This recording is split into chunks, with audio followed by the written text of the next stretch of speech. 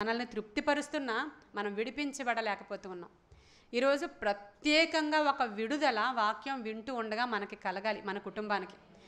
అది చాలా ఈజీగా ఉంది. నేను మాటి మాటికి మీకు విడుదల అని చెప్పినప్పుడు, విడిపించబడండి అని చెప్పినప్పుడు, ఈ లక్షణాలు మరి తెచ్చుకోకండి అని చెప్పినప్పుడు అది మనందరికీ ఈజీ అయిపోయింది. కానీ ఒక విడుదల పొందుకున్నవాడు మరలా దయ్యాల చేత ఏడవబడడం అనేది అసలు ఎంత మాత్రం కూడా మంచి పద్ధతి కాదు. ఒకసారి వెలిగించబడి పరలోక సంబంధమైన రుచి చూసిన తరువాత మరలా తిరిగి బ్యాక్ వెళ్ళిపోతే వాళ్ళు బాహాటంగా క్రీస్తును మరలా సిలువ వేసినట్లు అని లేఖనం సెలవిస్తుంది. అయినప్పటికీ దేవుడు అనేక సందర్భాలలో ప్రతిసారి కూడా విడిపించడానికే ప్రయత్నం చేస్తూ ఉన్నారు. ఆయన ఈరోజు ఈ స్వతంత్రం అనుగ్రహించినటువంటి క్రీస్తు మనల్ని స్వతంత్రులుగా చేశాడు. అయితే మీరు ఎలా ఉండాలంట? మీరు స్థిరముగా నిలిచి మరలా సాతాను యొక్క కాడి క్రింద మీరు చిక్కుకోవద్దు. ఇప్పుడు మరి చాలామంది సాతాను యొక్క కాడి క్రిందనే ఉన్నాం. చాలా సందర్భాలలో మనం ఆలోచన చేస్తే కొంతమంది అప్పు అనే కాడి క్రింద ఉన్నారా లేదా? నాకు చెప్పండి. అది సాతాను కాడే. మీరు అనుకుంటారు మేమేమి ఏ కాడి కింద అస్తమాను పాస్టమ్మ గారు ఇవే మాటలు మాకు రిపీటెడ్గా చెప్తారు, మేము అందరం చాలా బాగున్నామని ఎప్పుడు చెప్పలేదేంటి అనుకుంటూ ఉంటారు. మీరు బాగున్నాం, మనమందరం చాలా బాగున్నాం కాబట్టి ఈ స్థలంలో వచ్చి కూర్చున్నాం. అందుని బట్టి దేవునికి వందనాలు.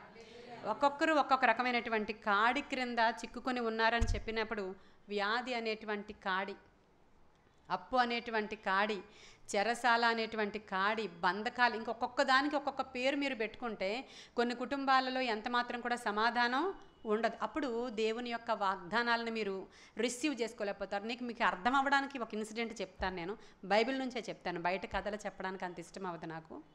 అనేక సందర్భాల్లో చాలామంది జీవితాల్లో జరిగినవి ఉంటాయి, కానీ బైబిల్ నుంచి బైబిల్ చెప్పాలనేది ఎక్కువ ఆశపడుతూ ఉంటాను నేను. యాకోబు ఉన్నాడు. ఇప్పుడు చాలా జాగ్రత్తగా వినండి. ఇది యాకోబు ఉన్నాడు. ఎవరు యాకోబు? ఇస్సాకు కుమారుడు. ఇస్సాకుకి 2 కుమారులు కదా. 2 కుమారుల పేర్లు చెప్తారా? వాళ్ళిద్దరు ఏశావు, యాకోబు 2 ఉన్నారు. అయితే మనందరికీ తెలిసిన వృత్తాంతమే.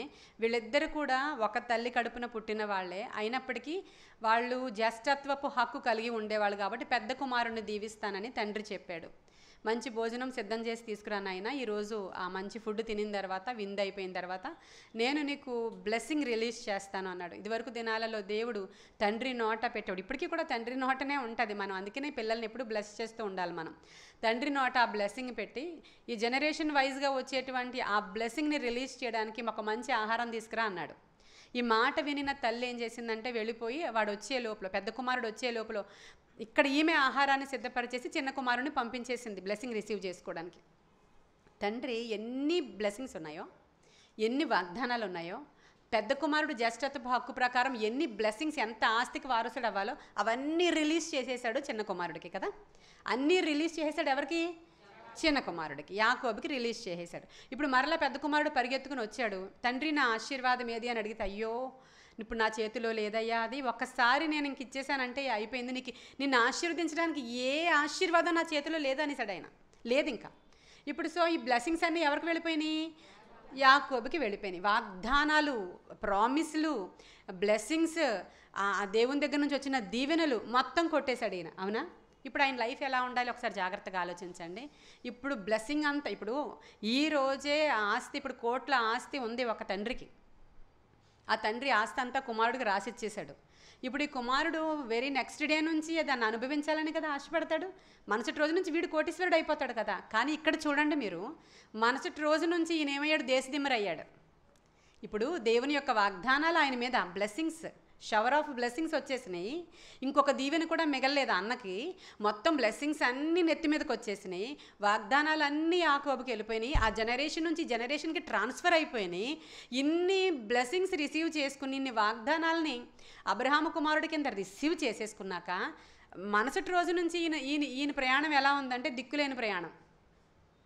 ఎందుకని ఒకసారి ఆలోచన చేయండి మీరు. నీకు నాకు దేవుడు చాలా వాగ్దానాలను ఇచ్చాడు, చాలా బ్లెస్సింగ్స్ ఇచ్చాడు. నువ్వు పుట్టినప్పుడే, నీ తల్లి గర్భంలో ఉన్నప్పుడే సంథింగ్ ఏదో స్పెషల్ వీడు అని దేవుడు చెప్పాడు. ఆ తర్వాత నుంచి నువ్వు స్పెషల్ కాబట్టే ఇక్కడ కూర్చొని ఉన్నావు. నువ్వు ఇంకా స్పెషల్ కాబట్టే మంచి భోజనం ప్రతి వారం తింటూ ఉన్నావు. ఇంకా ఆయన కృప ఎక్కువగా ఉంది కాబట్టే ఇంకా బ్లెస్సింగ్స్ రిలీజ్ అవుతున్నాయి నీ మీద. గొప్ప గొప్ప వాగ్దానాలు దగ్గరికి వచ్చినప్పుడల్లా నీకు ఇలాంటి దీవెన వస్తుంది, అలాంటి దీవెన వస్తుందని పాస్టర్ గారి దర్శనంలో చూసి చెప్తున్నారు.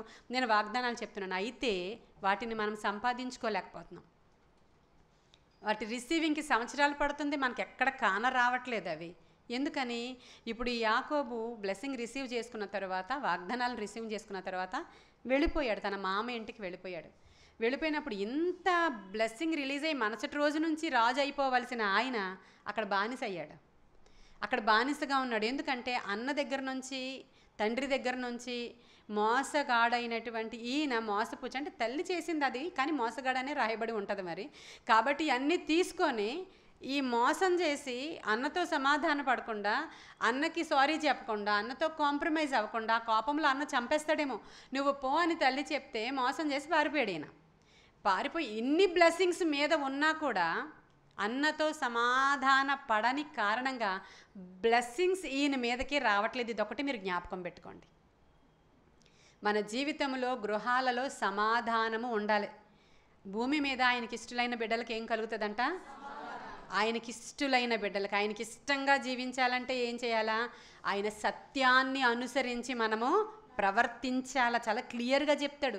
నిజమే, మీరు అబ్రహాం సంతానమే, కానీ అవేమీ మీరు రిసీవ్ చేసుకోవట్లేదు. మీరు అబ్రహాం సంతానమే, ఆ బ్లెస్సింగ్ ఏమీ మన మీద అప్లై అవ్వట్లేదు. ఒకసారి చూడండి, మనకంటే పక్కన అన్యులు వృద్ధి పొందిపోతున్నారు, మనకంటే పక్కన నీ ఇంటి వారు అందరూ కూడా ఆశీర్వదింపబడిపోయి ఏదో రకంగా ముందుకు వెళ్ళిపోతున్నారు.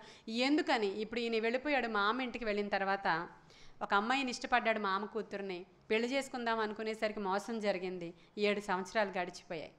మళ్ళీ చిన్న కుమార్తె కోసం మళ్ళీ ప్రయాసపడ్డాడు. 7 సంవత్సరాలు గడిచిపోయాయి. అప్పుడు అడుగుతున్నాడు, ఏంటి నేను ఆస్తి సంపాదించుకోలేదు, నా పరిస్థితి ఏంటి అంటే, మామ అంటాడు, నువ్వు నా కూతుర్ల కోసం పనిచేసావు కానీ ఆస్తి సంపాదించుకోవడానికి చేయలేదు కదా, సంపాదించుకో అన్నాడు. మరి 6 సంవత్సరాలు సంపాదన కోసం. ఎన్ని సంవత్సరాలు అయిపోయినాయి? 7, 7, 6 ఎంత? లెక్కలు రావట్లేదు, నాకు రావు, మీకు ఎలాగ రావా? 20 సంవత్సరాలు. 20 సంవత్సరాలు ఏ బ్లెస్సింగ్ లేదు, సరికదా? బ్లెస్సింగ్ మీకు వాగ్దానం చేసిన రోజు నుంచి వీడే బానిస కింద ఉన్నాడు ఇక్కడ. వాగ్దానం అప్పటి వరకు కింగే, ఇంట్లో వాళ్ళ మమ్మీ అన్నీ వండి పెడుతుంది. చిన్న కుమారుడు అంటే ఎంతో ఇష్టం, అసలు ధనవంతుడు కొడుకు ఎంతో. కానీ ఎప్పుడైతే వాగ్దానం నీ మీదకి వచ్చిందో, వాగ్దానం నెరవేర్పు జరగకుండా రివర్స్ ఉంది. చూడండి ఒకసారి మీరు. 20 సంవత్సరాలు తన వాగ్దానం తను రిసీవ్ చేసుకోలేదు, స్వతంత్రుడుగా ఉండలేకపోయాడు. ఈరోజు నేను చెప్తున్నాను స్వతంత్రత గురించి, స్వాతంత్ర్యము గురించి మాట్లాడుతున్నాను నేను. నువ్వు ఏ కాడి కిందన్నా ఉండిపోయావేమో ఈరోజు, అది నీకు తెలియట్లేదేమో, ఒకసారి ఆలోచన చేయాలి. నువ్వు ఆ కాడి ఆ యాకోబు మెడ మీద ఉండిపోయి అక్కడ స్వతంత్రుడిగా ఉన్నాడు. ఆయన లేదే, మామ అండర్లో ఉన్నాడు, ఒక యజమానుడు అండర్లో ఉన్నాడు. ఆకాశానికి భూమికి దేవుడైనటువంటి దేవుని కుమారుడు వెళ్ళి అక్కడ అబ్రహాము మనవడై ఉండి, అవునా, ఇక్కడ అబ్రహాము దీవెనే కదా మనం స్వతంత్రించుకోవాలి. అబ్రహాము ద్వారా వారసులం కదా మనం. ఆ వారసత్వపు హక్కు మనం అనుభవించాలని దేవుడు కోరుకున్నాడు. మిమ్మల్ని ధనవంతులు చేయడానికే నేను దరిద్రతను, ఈ ప్రతివిధ బ్లెస్సింగ్స్ మీ మీద నేను రిలీజ్ చేస్తాను, మిమ్మల్ని నేను గొప్ప చేస్తాను, గొప్ప జనముగా చేస్తాను, మిమ్మల్ని తీసుకెళ్తాను. ఆ ఫరో అండర్లో మీరు ఉండాల్సిన అవసరత లేదు, ఆ బానిసత్వంలో మీరు ఉండొద్దు అని మోషేని పంపించాడు అక్కడికి. ఎప్పుడు 420 సంవత్సరాలు ఐగుప్తు చెరలో ఉండిపోతే మోషే వచ్చాడు, ఫరో దగ్గరికి వచ్చాడు. ఫరోతో అంటాడు, నేను నా ప్రజలను తీసుకెళ్ళాలి. ఎక్కడ తీసుకెళ్తావు? నేను తీసుకెళ్ళాలి విడిపించి, మా దేవుడు తీసుకొని రమ్మని చెప్పాడు. ఆయన పేరేంటి? ఎక్కడ తీసుకెళ్తావు అంటే, దేనికి తీసుకెళ్దాం అనుకుంటున్నావు నువ్వు అన్నాడు ఆయన. ఎందుకంటే మా దేవుణ్ణి సేవించి ఆరాధించుటకు విడిపించబడాలి వీళ్ళు. హల్లెలూయా. నువ్వు ఏదైనా చెరలో నుంచి విడిపించబడాలి అంటే ఎందుకో తెలుసా? నీవు నీ దేవుణ్ణి సేవించి ఆరాధించుటకు మాత్రమే. హల్లెలూయా. నువ్వు విడిపించబడాలి అంటే ఈ మాట చెప్పు, నాయన నిన్ను ఆరాధించి సేవించుటకు నేను విడిపించబడాలి. ఇది ఈ ఫరోతో చెప్తున్నాడు ఈ మోషే, నా దేవుడైనటువంటి యెహోవాను సేవించి ఆరాధించడానికి ఈ ప్రజలను విడిపించి నేను తీసుకుని వెళ్ళాల్సి ఉంది. విడిపించిన తర్వాత దేవుడు కొంతమందిని విడిపించిన తర్వాత, వ్యాధి నుంచి విడిపించిన తర్వాత, వాళ్ళు ఏం చేస్తారు? ఆ బాకాలోయ దాటి వెళ్ళిన తర్వాత వాళ్ళు ఇంకా మరీ ఎక్కువగా సియోనులో కనబడకుండా మరలా సాతాను దగ్గర కనబడుతూ ఉంటారు. వాళ్ళు, అయ్యో ఎంత గొప్ప స్వస్థత పొందుకున్నావమ్మా దేవుడి దగ్గర నుంచి అంటే, అవునండి ఆ పాస్టర్ గారు ప్రార్థన చేసినప్పుడు అయ్యింది, కానీ మా ఇంట్లో వాళ్ళు ఒప్పుకోరు కదండి, అందుకే రావట్లేదు దేవుని సన్నిధికి. మరలా చెరలోనికి వాళ్ళు వెళ్ళిపోతారు. వాళ్ళు విడిపించబడ్డారు, వాళ్ళు ఆ కాడి క్రింద నుంచి బయటకు వచ్చారు, కానీ మరలా వెళ్ళిపోతారు. కొంతమందికి ఆర్థిక ఆశీర్వాదం దేవుడిచ్చి ఉద్యోగం ఇచ్చాడు, మంచి ఉద్యోగం ఇచ్చాడు. ఉద్యోగం ఇచ్చాక ఆర్థిక ఇబ్బందులు తొలగిపోయాయి. ఎంత ఏడ్చేవారో, ఎంత కష్టపడేవారో, ఆర్థిక ఇబ్బందులు తొలగిపోయాయి. ఆ తర్వాత, అమ్మ నువ్వు కనిపించట్లేదే అని అడిగితే, నాకు అసలు ఖాళీ లేదండి, జాబ్ అండి, బిజీ అండి, చాలా టూ బిజీ అండి. ఎందుకంటే మరి ఈ ఏజ్లో సంపాదించుకోకపోతే 2-3 జాబులు చేస్తానండి. వాళ్ళు విడిపించబడ్డారు ఆర్థిక సంబంధమైన బంధకాల నుంచి. కానీ వాళ్ళు ఏం చేస్తున్నారు? మరలా వెళ్ళిపోయారు బంధకాల్లోనికి. అందుకనే మీరు స్థిరముగా నిలిచి మరలా దాస్యం అనే కాడి క్రింద చిక్కుకోవద్దు. మీరు స్థిరంగా ఉండండి. మీరు ఇప్పుడు బాకాలోయలో ఉన్నారా, ఎక్కడున్నారా, మీరు స్థిరంగా ఉండండి. మీ వాగ్దానాలు మీకు వస్తాయి. ఇప్పుడు 20 సంవత్సరాల తర్వాత 20 సంవత్సరాలు ఇతడు స్వతంత్రుడుగా లేడు, బానిసగా ఉన్నాడు. వాగ్దానాలన్నీ అతని మీద ఉన్నాయి. చాలా జ్ఞాపకం చేసుకోండి. మీరు ఇక్కడ కూర్చున్న మీ అందరి మీద, మన అందరి మీద వాగ్దానాలు ఉన్నాయా లేవా? ఉన్నాయి. చాలా వాగ్దానాలు చేశాడు దేవుడు. మనం ఇలా ఉండాల్సిన వాళ్ళం కాదు అంటే, ఇక్కడ ఉండాల్సిన వాళ్ళం కాదంటే కొండ మీద నుంచోవలసిన వాళ్ళం అని కాదు. బ్లెస్సింగ్, సమాధానము, ఆశీర్వాదము, దీవెన, నెమ్మది. ఇంకొక కుటుంబానికి మనల్ని చూసినప్పుడు ఇదిగో దేవుని చేత ఆశీర్వదింపబడినటువంటి జనాంగము, వారు ఎలా ఉన్నారో చూడు, వాళ్ళ హంబుల్నెస్ చూడండి, వాళ్ళు యేసులాగా ఉన్నారు చూడండి. ఈ మాటలన్నీ మనల్ని చూసినప్పుడు మనం బైబిల్ చదువుతామంట, ప్రజలు మనల్ని చదువుతారంట. మనం ఏం చదవాలా? బైబిల్ చదువుతాం. వాళ్ళేమో బైబిల్ చదవరంట, వాళ్ళు మనల్నే చదువుతారంట. మనలో బైబిల్ కనబడితే మన దేవుడిని నమ్ముతారంట, లేకపోతే నమ్మరంట. మీ వలననే కదా అన్యజనుల ముందర నా నామము దూషించబడుతుంది అంటున్నాడు ప్రభువు. మరి మన ఇంట్లో ఆ దీవెన కనబడట్లేదు. వారికంటే మనం ఇంకా దిగజారిన స్థితిలో ఉన్నాం. సమాధానం లేదు. ఇప్పుడు ఈ యాకోబు 20 సంవత్సరాలు ఆ బానిసత్వంలోనికి వెళ్ళిపోయాక దేవుడు అన్నాడు, ఇంకా సిగ్గు రావట్లేదా? లేచి బేతేలుకు వెళ్ళు అన్నాడు ఆయన. ఇంతే, అలాగేనా అన్నారు? ఇంకా సిగ్గు రావట్లేదా నీకు? నువ్వు మర్చిపోయావా అంతానే? లేచి బేతేలుకు పో అన్నాడు. అది పాట పాడతాం కదా మనం. లేచి బేతేలుకు పో, అదే నా తండ్రి ఇల్లు అని పాడతాడు ఆయన.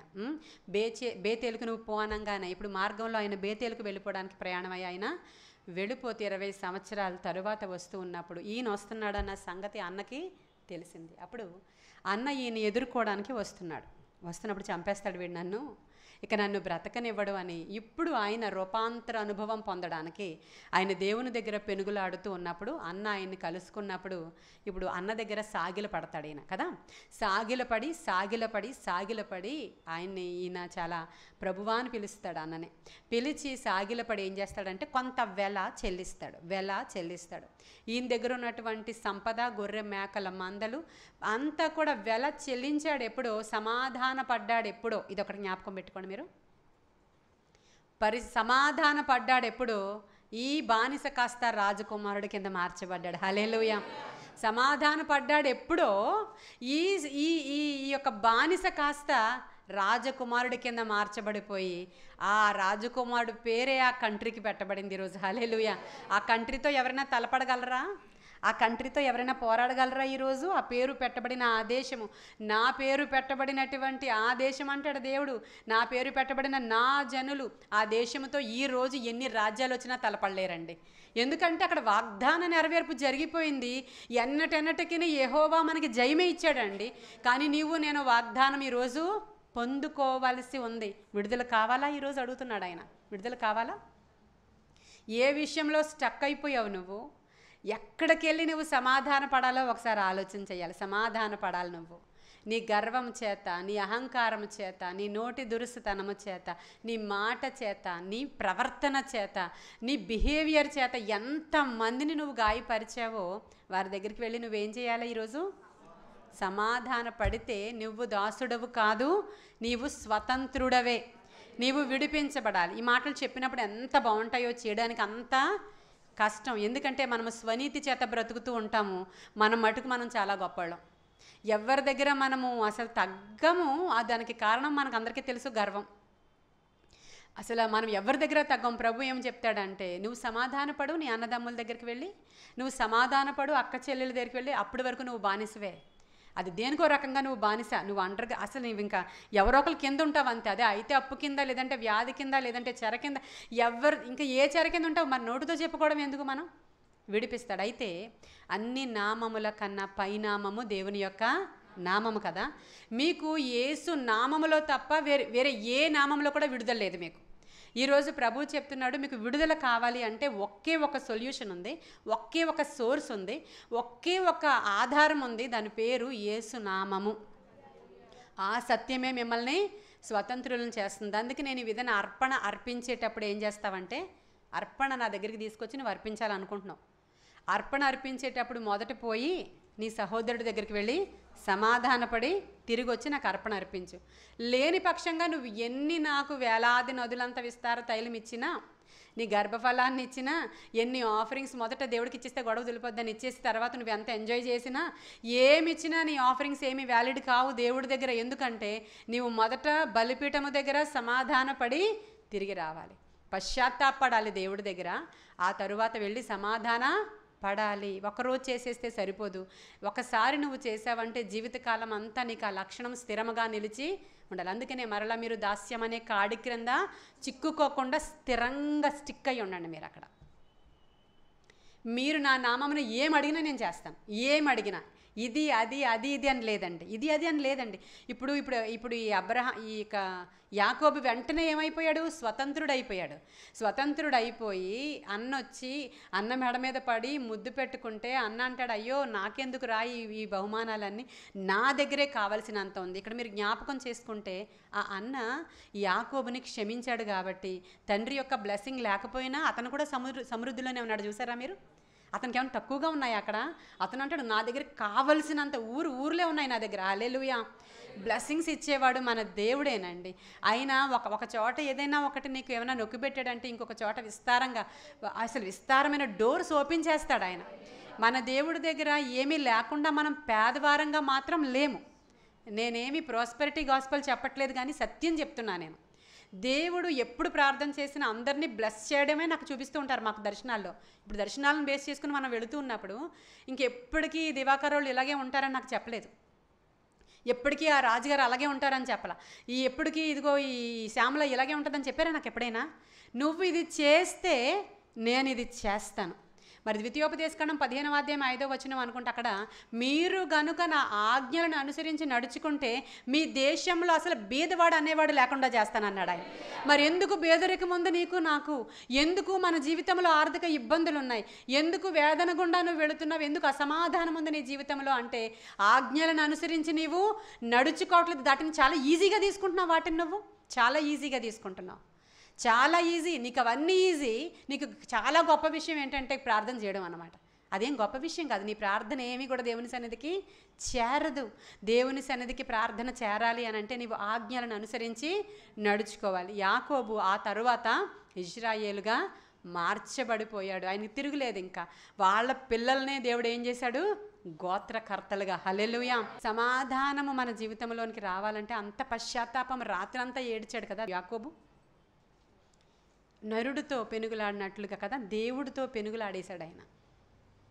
ఇలాంటి వాక్యాలు ఆయనకి లేవు, ఇలాంటి పాస్టరమ్మ గారు ఆయనకి లేదు, లేకపోతే అక్కడ ఉన్నప్పుడే ఆయన కన్ఫెస్ చేసేసుకునేవాడు. అవునా? నిజమా కాదా? నిజం కాదా అండి? ఇన్ని బోధలు ఉన్నాయా ఆయన చేతిలో? ధర్మశాస్త్రం ఉందా? ఎవ్రీ వీక్ ప్రేయర్ ఏమైనా జరుగుతుందా అక్కడ? ఉంటే ఆయన అన్ని రోజులు 20 సంవత్సరాలు వేస్ట్ చేసుకునేవాడు కాదు, నీలాగా నాలాగా. ఇంకా వేస్ట్ చేసుకోవాలనిపిస్తుంది అక్కడ కూర్చున్నా మనకి ఎవరికైనా? ఇంకా వేస్ట్ చేసుకుందామా? వద్దు కదా. ఎవరితో సమాధాన పడాలో పరిశుద్ధాత్ముడు చూపిస్తాడు మీకు. నీవు ఫ్రీగా ఉంటే, నీ మనస్సాక్షి పనిచేస్తూ ఉంటే. కొంతమంది మనస్సాక్షి ఎలా ఉంటుందంట? కుష్ఠరోగంతో ఉంటుందంట. అంటే ఎలా మనస్సాక్షి? కుష్ఠరోగం వచ్చిన వాళ్ళకి తెలుస్తుందా మీకు? చేతులు కుష్ఠరోగం వచ్చింది అనుకోండి, పిన్ పట్టుకెళ్ళి వాళ్ళ చేయి మీద గుచ్చినా వాళ్ళకి సెన్స్ ఉండదు, కాల్చినా కూడా సెన్స్ ఉండదు. ఇంకా చేతులన్నీ తినేస్తూ ఉంటుంది. ఏ పార్ట్కి వస్తే ఆ పార్ట్ ఉండవు. ఇంకా వాళ్ళకి చెయ్యి ఉంటుంది కానీ ఆ ఏం కూడా పని చేయవా నరాలు, సెన్స్ ఉండదు. ఎలాగో వాక్యం నేను ఇక్కడ చెప్తూ ఉన్నా, చాలామంది అదే రోగంతో ఉన్న కారణంగా ఏం గుచ్చుకోదంట వాళ్ళకి గుచ్చుకోదు. ఇంకేంటి గుచ్చుకోకపోతే? వాక్యం గుచ్చుకోవాలి, వాక్యం పొడవబడాలి. వచ్చి వెళ్ళిపోతున్నామా? కాదు కదా. ఇంకా నువ్వు ఎన్ని దేవునికి విరోధమైన పనులు చేసి కప్పేసుకున్నావో పాపాన్ని కప్పుకుంటారంట వాళ్ళు, ఒప్పుకోరంట. వాళ్ళు ఏం చేస్తారంట? కప్పుకుంటారు. వాళ్ళు చాలా గొప్పవాళ్ళు అన్నట్లు. బైబిల్ ఏం చెప్తుంది? ఇక్కడ యాకోబు తగ్గించుకున్నాడు, ఏశావు కూడా తగ్గించుకున్నాడు. వాళ్ళ మెడ మీద పడి ముద్దు పెట్టుకున్నప్పుడు ఏశావు దేవుళ్ళలాగా కనిపించాడంటే యాకోబుకి. చూడండి, దేవుళ్ళలాగా కనిపించాడు. యాక్చువల్గా ఆయనని మంచిగా చెప్పట్లేదు బైబిల్, కానీ ఆయన చూసినప్పుడు క్షమించే గుణం ఉన్నవాడు ఎవరంట? దైవిక లక్షణం. క్షమాపణ అనేది దైవిక లక్షణం. ఇది పెద్దగా నేను చాలా క్షమించాను, నేను గొప్పవాడిని అన్నంత ఫీల్ అయిపోతే మరలా నువ్వు పాపంలో పడిపోయినట్లే. యాకోబులాగా నువ్వు విడిపించబడిన వాడవై నువ్వు అడిగితే ఎవరికి తెలియని ఓ క్రొత్త పేరు నీకు వస్తుంది. హల్లెలూయా. అది మీ నాన్నకు తెలియదు, మీ అమ్మకు తెలీదు, నాకే తెలుసు. నేను నిన్ను గర్భంలో ఉన్నప్పుడు డిజైన్ చేసుకొని ముద్దుగా ఒక పేరు పెట్టుకున్నా నీకు. హల్లెలూయా. ఎవరికి తెలియని ఓ క్రొత్త పేరు నీకు పెడతానమ్మా. ఆ పేరుతో నేను నిన్ను పిలుస్తా. హల్లెలూయా. ఆ పేరుతో దేవుడు మనల్ని పిలుస్తాడు. Brand new. ఇప్పుడు పిలవలేదా యాకోబుని దేవుడు? అప్పటి వరకు తెలుసా ఇజ్రాయేల్ అని ఆయనకి? తెలుసా? తెలియదు కదా. ఆ పేరు దేవుడి దగ్గరే ఉండిపోయింది. ఇప్పుడు ఆయన ఎప్పుడు విడిపించబడ్డాడో, నీ పేరు ఇజ్రాయేలు అన్నాడు. హల్లెలూయా. నిన్ను నన్ను కూడా పిలవాలని దేవుడు ఆశపడుతున్నాడు.